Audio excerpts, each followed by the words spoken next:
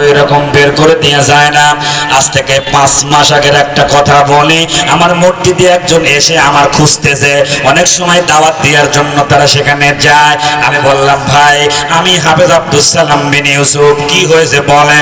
বলল, আপনার ইন্টারনেটে আপনার বক্তৃতা শুনেছি, নাম্বার জোগাড় করে আমি ঠিকানা নিয়ে আপনার কাছে এসেছি। এইবার বলতেছেন যে কি হলো, কিসের জন্য আপনি এসেছেন? সঙ্গে সঙ্গে একটা এফিডেভিট বের করে দিল, কোর্ট থেকে নিয়ে আসা, রাজবাড়ি বাড়ি, উনি হিন্দু থেকে মুসলমান হবে। এই জন্য তিনি বললেন, ভাই আমি মনে মনে নিয়ত করেছি আপনার হাতে হাত দিয়ে আমি কালেমা পড়ে মুসলমান হব। সুবহানাল্লাহ।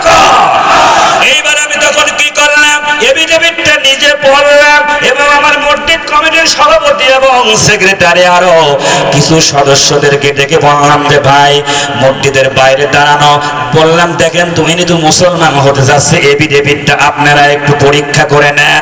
এইবার কমিটির কেউ কেউ এটা দেখে বলল, হুজুর